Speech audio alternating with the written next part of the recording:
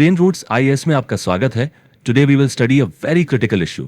अंतरिक्ष में भारत की एक घड़ी ने काम करना बंद कर दिया है। देखिए, ये सिर्फ एक टेक्निकल फेलियर नहीं है, बल्कि ये हमारी आत्मनिर्भरता और स्ट्रेटेजिक इंडिपेंडेंस से जुड़ा एक बहुत बड़ा सवाल है।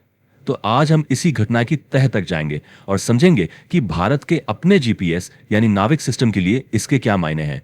चलिए आज की डिस्कशन एक बहुत ही सीधे सवाल से शुरू करते हैं। जरा सोच कर देखिए, धरती से करीबन 20,000 किलोमीटर ऊपर स्पेस में एक घड़ी काम करना बंद कर देती है। सुनने में तो ये एक छोटी सी टेक्निकल प्रॉब्लम लगती है ना, लेकिन ये घटना एक मैटर ऑफ नेशनल इंपॉर्टेंस क्यों है? दोस्तों, ये सिर्फ एक घड़ी की कहानी नहीं है। ये कहानी है भारत की सेल्फ रिलायंस की, उसकी स्ट्रेटेजिक ऑटोनॉमी की और टेक्नोलॉजी में महारत हासिल करने की एक बहुत लंबी जर्नी की। तो इस पूरे मुद्दे की जड़ तक पहुंचने के लिए हमें सबसे पहले उस टेक्नोलॉजी के दिल को समझना होगा जो इस पूरे सिस्टम को चलाती है, और वो दिल है दी एटॉमिक क्लॉक।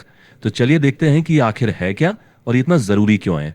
तो एटॉमिक क्लॉक आखिर है क्या? देखिए, बिल्कुल सिंपल लैंग्वेज में ये एक ultra precise time keeping device है। अब जैसे किसी पुरानी घड़ी में एक पेंडुलम होता था जो एक फिक्स रिदम पर टिक टॉक झूलता था, ठीक वैसे ही एटॉमिक क्लॉक में एटम्स की एक बेहद स्टेबल नेचुरल वाइब्रेशन होती है जिसे हम रेजोनेंट फ्रीक्वेंसी कहते हैं। उसे ही पेंडुलम की तरह इस्तेमाल किया जाता है। बेसिकली ये समय मापने का सबसे सबसे एक्यूरेट तरीका है जिसे इंसान ने आज तक बनाया है। अब ये काम कैसे करती है, ये भी बड़ा इंटरेस्टिंग है। देखिए, सबसे पहले एटम्स को बाहर से एनर्जी दी जाती है। इससे वो एक्साइट होकर एक हायर अनस्टेबल एनर्जी स्टेट में चले जाते हैं। लेकिन कोई भी चीज अनस्टेबल नहीं रहना चाहती, तो ये एटम्स नेचुरली वापस अपने स्टेबल लोअर एनर्जी स्टेट में लौटते हैं। और जब वो ऐसा करते हैं तो एक बिल्कुल परफेक्टली स्टेबल फ्रीक्वेंसी पर एनर्जी रिलीज करते हैं। और बस यही स्टेबल फ्रीक्वेंसी उस घड़ी की टिक टिक बन जाती है। एक ऐसी टिक टिक जो लिटरली करोड़ों सालों तक एकदम कंसिस्टेंट रहती है। अब सवाल ये उठता है कि भाई, इतनी ज्यादा एक्यूरेसी, इतनी प्रिसिजन की जरूरत ही क्या है? जरा इस स्लाइड को देखिए।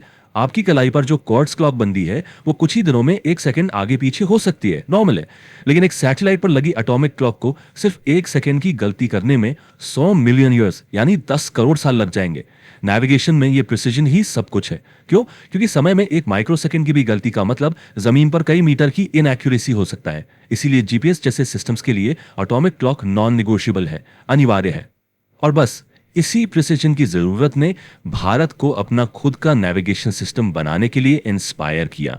और यहीं से कहानी में एंट्री होती है नाविक की, जीपीएस का भारत का अपना जवाब। तो नाविक, जिसका पूरा नाम है नेविगेशन विद इंडियन कॉन्स्टलेशन, ये इसरो के द्वारा डेवलप किया गया एक independent regional navigation satellite system है। आप कह सकते हैं कि ये अंतरिक्ष में भारत की अपनी आंखें हैं जो हमें किसी और देश के नेविगेशन सिस्टम पर डिपेंड रहने से आजादी देती हैं।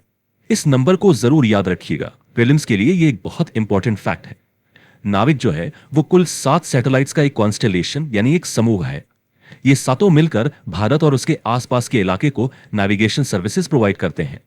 अब इसरो का असली जीनियस आपको इस स्लाइड में दिखेगा। देखिए, नाविक के 7 सैटेलाइट्स में से 3 वो हैं जियो स्टेशनरी ऑर्बिट में। इसका मतलब यह है कि धरती से देखने पर हमेशा आसमान में एक ही जगह पर फिक्स दिखते हैं। और बाकी के 4 वो हैं जियो सिंक्रोनस ऑर्बिट्स में, जो धरती के घूमने की स्पीड से ही घूमते हैं लेकिन आसमान में एक 8 के आकार का पैटर्न बनाते हैं। इस हाइब्रिड कॉन्फ़िगरेशन का कमाल यह है कि इंडियन सब कॉन्टिनेंट के ऊपर हमेशा कोई ना कोई सैटेलाइट सीधी नजर रखता है, जिससे हमें कवरेज और एक्यूरेसी दोनों ही बेहतरीन मिलती हैं। इनफैक्ट कई मामलों में तो जीपीएस से भी बेहतर। ये एक और इंपॉर्टेंट फैक्ट है एग्जाम पॉइंट ऑफ व्यू से। नाविक का जो प्राइमरी सर्विस एरिया है वो है इंडिया और उसकी सीमाओं से 1500 किलोमीटर तक का क्षेत्र। ये दिखाता है कि नाविक सिर्फ भारत के लिए नहीं बल्कि हमारे पूरे पड़ोस के लिए एक स्ट्रेटेजिक एसेट है। तो हमने ये तो समझ लिया कि नाविक क्या है। अब जरा मेंस के पर्सपेक्टिव से ये समझते हैं कि ये इतना इंपॉर्टेंट क्यों है, क्यों नाविक को भारत के लिए एक गेम चेंजर माना जाता है। इसका जवाब आपको इस स्लाइड में मिलेगा। नाविक यू सी 2 तरह की सर्विसेज देता है। एक है स्टैंडर्ड पोजीशन सर्विस यानी एसपीएस। ये हम और आप जैसे आम नागरिकों के लिए है, व्हीकल ट्रैकिंग से लेकर डिजास्टर मैनेजमेंट तक सब कुछ। लेकिन जो दूसरी और ज्यादा क्रिटिकल सर्विस है वो है रिस्ट्रिक्टेड सर्विस यानी आरएस। ये एक एन्क्रिप्टेड और हाईली एक्यूरेट सिग्नल है जो सिर्फ हमारी मिलिट्री और सिक्योरिटी एजेंसीज जैसे स्ट्रेटेजिक यूजर्स के लिए ही है। हमें याद है कारगिल युद्ध के समय हमें विदेशी जीपीएस डेटा देने से मना कर दिया गया था। नाविक ये इंश्योर करता है कि वो इतिहास फिर कभी ना दोहराया जाए। लेकिन इतनी बड़ी टेक्नोलॉजिकल अचीवमेंट की राह चुनौतियों से भरी होती है। और अब हम सर्कल कंप्लीट करते हुए वापस उसी घटना पर आते हैं जहां से हमने ये डिस्कशन शुरू की थी, the failure of the atomic clock. तो जिस सैटेलाइट की क्लॉक ने काम करना बंद किया था, उसका नाम है IRNSS-1F। ये नेविक कॉन्स्टलेशन का छठा सैटेलाइट था, जिसे 2016 में लॉन्च किया गया था। हुआ ये कि इसकी ऑनबोर्ड रुबिडियम एटॉमिक क्लॉक ने काम करना बंद कर दिया। वैसे तो इन क्लॉक्स की एवरेज लाइफ 10-15 साल होती है, लेकिन स्पेस एक बहुत ही अनफॉरगिविंग एनवायरनमेंट है। दुनिया की बड़ी बड़ी स्पेस एजेंसीज को भी ऐसे फेलियर्स का सामना करना पड़ता है। So this is a part of the long and difficult journey. तो यहां एक बड़ा एनालिटिकल क्वेश्चन उठता है जो एक आईएएस एस्पिरेंट को सोचना चाहिए। आत्मनिर्भरता की राह पर चल रहे एक राष्ट्र को, एक नेशन को ऐसी विफलताएं, ऐसे फेलियर्स क्या सिखाते हैं? और इसका जवाब यह है कि फेलियर्स सक्सेस का ऑपोजिट नहीं है, they are a part of the journey. ये इंडिजिनस टेक्नोलॉजिकल कैपेबिलिटी बनाने की लंबी और कठिन यात्रा का एक बहुत जरूरी हिस्सा है। इसरो का हर फेलियर हमें कुछ सिखाता है, हमें और मजबूत बनाता है और आत्मनिर्भरता के हमारे संकल्प को और भी ज्यादा पक्का करता है। तो ये एक सेटबैक जरूर है, लेकिन ये सफर का अंत नहीं है।